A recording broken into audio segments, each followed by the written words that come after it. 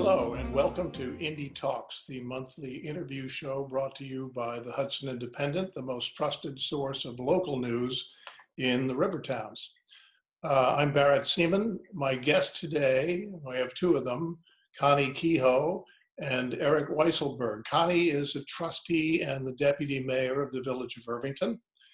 And she is known there in particular for her work in preserving the village's history, including winning recognition by the state of Irvington as an historically significant place. Erik Weiselberg has a PhD in history and teaches history and social studies at Irvington High School. He was recently recognized by the local chapter of the Daughters of the American Revolution for excellence in teaching history. Congratulations to you, Erik, on that. Revolutionary Westchester 250, or RW 250 in shorthand, refers to the 250th anniversary of the American independence, July 4th, 1776, which, if I have the math right, would take us to the year 2026. But this project has been going on since 2016. So Connie, tell us how this started and briefly what you've been up to for the past 4 years. Later on, we can get to, if we have time, we can get to what we're going to do between now and 2026. Right. We'll do the past, getting to this point. Well, thank you for having us. The Hudson Independent has been a great friend of RW250. I got hooked. I got hooked on the American Revolution, believe it or not, by Main Street in Irvington. There's a Veterans Memorial there. And there was a empty granite block for which was to go the veterans that came before World War I that never gotten any recognition. I had thought we should do that. All of a sudden, the construction people say, we need to inscribe this. And I said, I don't know what names should go there. There were people from this local area that fought off the British ships coming up the Hudson, which I see right behind you. And I thought, we better get on the ball. So I thought, Erik, high school teacher, knows this stuff. And I said, Erik, can you find out who fought here in the Revolution? And I said, and there's a little time pressure because the construction people want to make this granite block something other than empty. So that was my beginning of my passion. And I then realized that, as you mentioned, in 2016, President Obama created through a national law, signed it into the legislation in Washington, that the United States should recognize and commemorate the 250th anniversary of the American Revolution. And I said, so much happened in Westchester. I don't know all the details, but I bet we're going to get left out to Boston, Philadelphia, Yorktown, Virginia, if we don't really get cracking and find out, get people excited. So I said to Erik again, Erik, how would you like to be the historian for this? And he said, sure. So we just started doing presentations, free presentations in libraries, topics related to Mount Kisco and the French. We did that in Mount Kisco, and Edgar's Lane was there was a little skirmish battle in Hastings. So we did that with the Hastings Historical Society, and 100 people would come. And so you've been hopscotching all over the county. How many of these talks have you given just in the past 4 years? So in those years, oh my gosh, I'd have to add, let's see, it might be 15 of them. And we did 2 full-day events too, one in Yonkers and one in Rye with reenactors. And we even had we've had George Washington, we've had horses, we've had all kinds of exciting things. So we had a historic trolley ride too. So then came the pandemic, and we had to kind of slow down, but we have found so much local interest that we know that as the federal project gets going, which it is, And I was just speaking today with Senator Shelley Mayer, who has agreed to be the sponsor in New York State Senate. So there will be a bill which will move through the Assembly and the Senate. You might even hear about it in January. We're moving along. So that was kind of the inspiration, and we've got new ways of operating now, which we'll get to later. All along, you've been highlighting people from Westchester and places in Westchester that played a significant role in the American Revolutionary. Some of these, like the capture of Major Andre in Tarrytown or the Battle of White Plains, are fairly well known, but there are other less well-known people who played a role, one of whom was John Odell from right there in Irvington, where you both are. Erik, can you tell us a little bit about John Odell and the role he played and why it's important? Sure. And I think it speaks to some of the larger issues. So there's a natural question here, which is, well, why Westchester County? I mean, what about Boston, Philadelphia, some other place? Many people don't think of Westchester associated with the Revolution, or even New York City area. So to get to John Odell, we have to get to that. The British were in Boston. They can't really take over there, Lexington and Concord and all that. They come to New York because of the harbor. They settle in there. The whole war, pretty much, General George Washington is trying to get back into New York City to dislodge the British, because that's where the British are. He can't really do it, though, because his army is relatively small and untrained. So from, as you mentioned, the Battle of White Plains, that's part of the invasion of New York. The British move in. Battle of White Plains is the culmination. It's literally, if you sort of look at a map, it's the high point, right? They come up to the north right there, and Washington says, we can't do this. Let's get out of here. They cross Kings Ferry on the Hudson, and then they go over towards Trenton when they have that. And basically the rest of the war is he's biding his time till he can come back and go against the British. So it's the strategic center. It's the northern approach to the city. And the next point, as you see, is, the stories of people like John Odell. Looking at the memorial, I thought, let me find the names. And then I thought, but the stories are so interesting too. And as we'll see, and as you've seen in the Hudson Independent, it's not just the stories of the soldiers. Because the war came here, so many people, whether free and enslaved persons of African ancestry or free white males, either way, a war came to them they didn't want to be part of. And it created new challenges and new opportunities. So I got interested in their stories, again, including not just the soldiers. Okay, so let's talk about John Odell. So John Odell, right? His family is half English, half Dutch. They moved to this area around 1774. Good timing, right? They take up residence in a structure someone else had built earlier, Jan Harms, and someone had expanded. And here comes the British ships up the Hudson River. And so the militia, the local groups around, are saying, what are these ships doing here? The British thought they would come up and just like get the loyalists, and the people would come out and say, thank you so much for coming. We heard there's some rebels around. We love the British. But it wasn't like that. The men formed along the riverside and said, go away. We don't want these British ships here. We're feeling threatened. So right there in Tarrytown, they have a mustering ground and say, who wants to volunteer? 19-year-old John Odell is the first to volunteer, along with two Requas who lived at the area that's now Lyndhurst. That's how his story started. I'll let you ask a couple more questions and we'll see if we want. We'd be here all day with John. At Briarcliff, when I gave this lecture, I was going on, and I'm like, and another thing, and another, and I only just got started. And a woman in the front row says, excuse me. I said, yes, you have a question? Yes, yes. She says, listen, I'm 95 years old.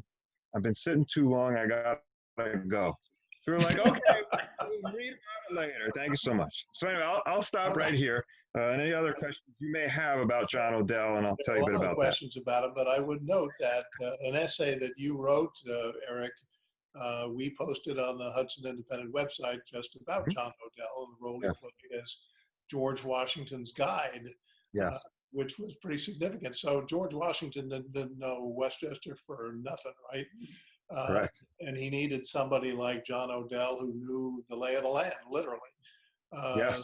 So is there a significant one particular thing you can think of that John Odell did that really kind of saved George Washington's bacon during that period?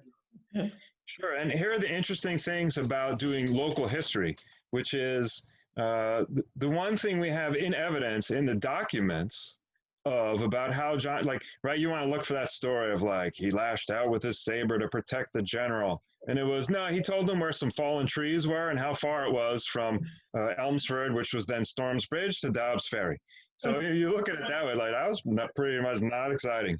That's But when we fill in the pieces, right? So here's how it goes. Washington comes back to New York City.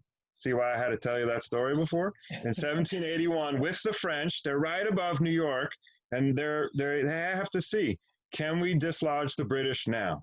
But as you say, he doesn't quite know his way around George Washington, so we need some local guides. John Odell, one of many, and they lead them on an expedition called the Grand Reconnaissance. Some of the guides were assigned to the French. John Odell was assigned to General Washington and his party. So that's major. This is like the event Washington's been looking forward to the entire war. Odell helps him find those places. Unfortunately, the British are pretty well entrenched, and George Washington decides this would be a little too costly. Then Washington gets the news that the French fleet, instead of coming to New York Harbor, is only going to go to the Chesapeake. So the combined generals make the decision, that's it, we're not going to take New York. Let's go back again to Kings Ferry and go all the way down. So if you looked at it that way, well, John Odell told them where some fallen trees were. But when you look in terms of the only single record, but when you look at the big picture, that was the decision that won the war. It was the entire purpose and goal of Washington's strategy, and it depended on local knowledge of Westchester County, decision that won the war. You mentioned Kings Ferry. Revolutionary Westchester 250 has I believe, a documentary or a film, a video coming out soon talking about the role that Kings Ferry, Verplanck, played in this thing. So, Connie, you've been a great proponent, I think, all along of making people understand the importance of place in Westchester and actually getting them to go there. So tell us a little bit about Kings Ferry and what this video is going to show, and then what people can do to kind of get engaged in that themselves. This is such a key to the stories that we're telling. RW250 with the pandemic could no longer really have all these in-person wonderful history enthusiasts get together. So I was depressed for a few months, and then I said, videos. We will make videos. So 3 minutes. In 3 minutes, RW250, with Erik's accurate history, with my kind of prodding along, and with a talented guy who could take some of our images and the old maps, was able to make a 3-minute video. It's on the YouTube public channel right now. You can search by Verplanck's Point, American Revolution, you'll find it. And you can find out in 3 minutes why that strategic place, which is in Westchester, in the town of Cortland. So you've got to go north of where you are sitting right there and go up a ways. And you can see at the end of the video how to find that place, how to stand there, and how to imagine the several times when Washington crossed there. Most amazing to me is with the whole French army, all the oxen, all the artillery, all the horses. 6 days it took them, and they went down, they went across to Stony Point and then down to Yorktown. And I think, again, without Washington knowing that strategic spot in Westchester, how are we going to win the war? So place is important. Going there, I think, makes it come alive for families. Yeah, incidentally, the Hudson Independent will be posting that video on our website, so that's one place you can go. Right, and there are four more right behind it. Good. And who are some of the other less recognized players in the revolution locally? John Jacob Peterson is the name that I picked up. Chief Nimham and Molly Sneeden of Sneeden's Landing, right? Yeah. Erik, can you talk a little bit about one or all of those people briefly? Briefly, no, but I'll try. Right. So and this is also one of our, again, it happened with the monument, the memorial, was, well, what about the sort of unsung heroes? So one example would be John Jack Peterson, who was involved in the capture of Major John Andre. Again, we often hear about the three militiamen, and actually, honestly, I don't think we hear enough about that these days. So that's our mission too. But we know to some degree about the three militiamen. But part of why Andre came down Bedford Road and then into Tarrytown on his way to New York City with the plans to West Point that he got from the trader Benedict Arnold, part of the reason Andre was there alone on land is because John Jack Peterson. So John Jack Peterson was described in the records of the time as colored or mulatto. He was born in New Jersey. We don't know. Was he free? Was he enslaved? It's unclear exactly what his status was. But he seems to have been with the Sherwood family who lived in the area around Ossining. Because when one of the Sherwood sons signed up for the Continental Army, John Jack Peterson essentially said, could I go with him? So the idea that he had to ask suggests some kind of servitude of some kind. And again, his motivations, we don't know either. Was it better than whatever he had to do on the homestead? Did he have patriotic leanings? Did he just like hanging around with the young Sherwood? It's hard to say. In any case, he served in the Continental Army, several important places, including, I believe, Saratoga, Valley Forge, places like that. But when he's done with his service in 1780s, back home essentially along the Hudson River, and he's now in the militia. And he's serving alongside a different Sherwood, Moses Sherwood, cousin of the other one. And they're sort of hanging out, collecting apples and at the sort of orchard on Teller's Point, which is now Croton Point Park. And while they're hanging out there, this gunboat full of the British come in, and so they feel threatened. John Jack Peterson's very good at his shot. He shoots, kills somebody, falls off the boat. Moses Sherwood takes another shot. The landing party then returns. Then they inform the commander, Colonel Livingston, up at, again, we're back at that King's Ferry for Planks Point. There was a fort there called Fort Lafayette. Anyway, Livingston sends a cannon back. The cannon fires at the Vulture, because that's where that landing party came from. So the Vulture is in the river. Andre is meeting with Arnold. The Vulture gets fired on by the cannon. The Vulture disappears down the river. Now Andre's stranded. So what's Andre going to do? He goes back across King's Ferry. You see the importance of the river. And he's alone. Eventually his guide sort of leaves him for reasons we still don't know why. He's alone without his British uniform, with papers in his pocket. All three things his boss told him not to do. Sir Henry Clinton said, "Don't go alone through no man's land." Well, don't go through no man's land. He did. He said, "Don't have anything on you. Memorize it all." Well, he had it on him.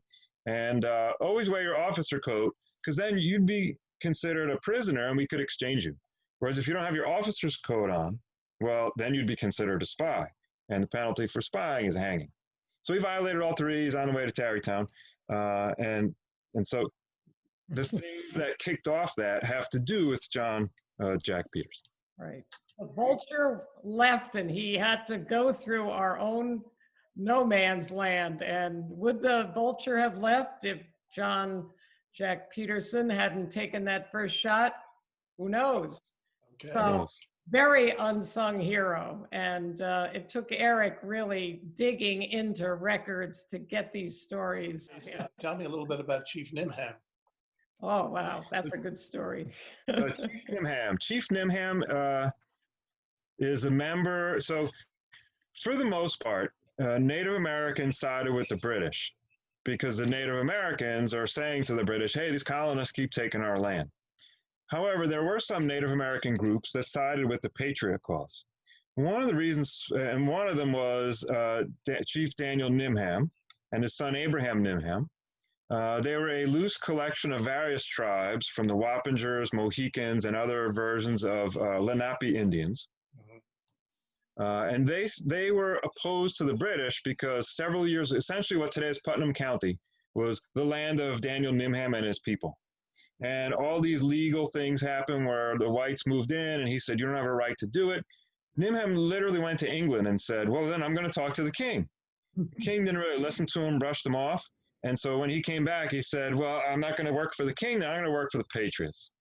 So in 1778, when Washington and his troops, after the Battle of Monmouth, come back into Westchester, that's right, you guessed it, across Kings Ferry, they come back and set up camp at White Plains, again, to try and dislodge the British. When Washington does that, by now he's realized Westchester's not the place for open field battles. We need what's called a light corps, light infantry, light cavalry. And as part of that, he said, how about we use the Indian style of fighting? And the Indian company under Nimham, they said, we'll form a company, but we want to be our own company.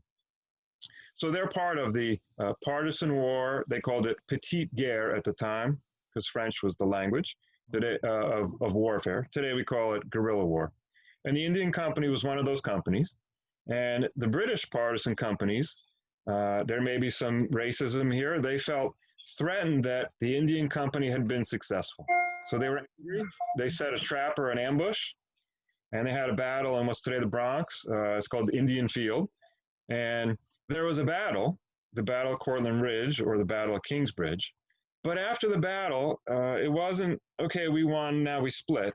That's actually how they used to fight back then. The British basically chased down the Indians and massacred them. So that is unfortunately the sad story, at least the sad ending.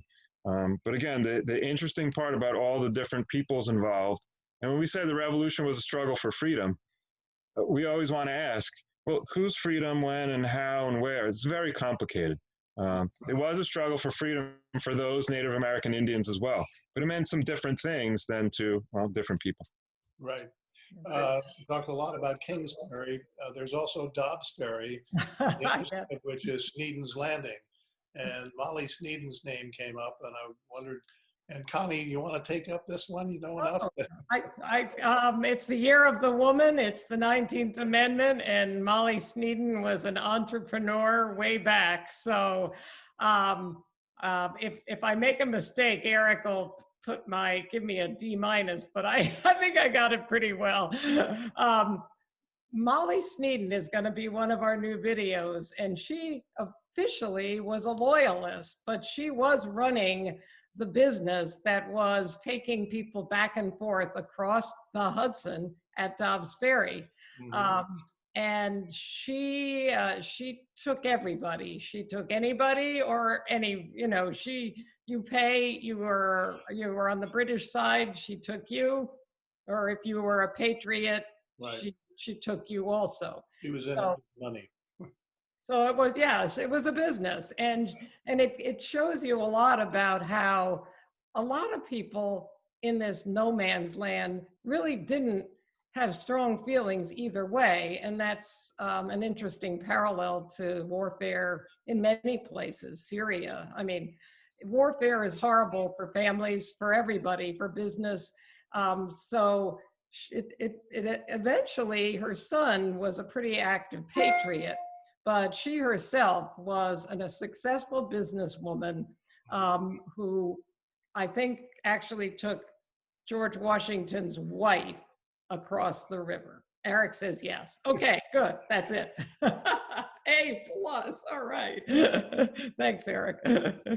So I'm fascinated by these people. You can't go to Dobbs Ferry Park now without thinking, if anybody is watching this, goes to their beautiful waterfront park and doesn't go down and see the panels and look across the river and think of that entrepreneurial woman back in the 1770s, I'll be surprised. Tell me this, Connie. I know you speak well of Molly Sneeden, but I've heard a rumor that the house she had up on Sneeden's Landing was also run as a brothel. Is there any truth to that? We like to we like to see the complexity of all people, and there's history, and there's legend, and there's what we know and what we don't know. But as a detective and an objective outside researcher, I'm going to not answer that question. Erik, perhaps you'd like to answer that question or not. Well, I would like to, but I have to. I actually hadn't come across that in the sources. I mean, it's bad enough she was a loyalist, and actually her son, Patriot John, there again, history's complex. We want to be careful to say like good guy, bad guy, or she was good or she was bad.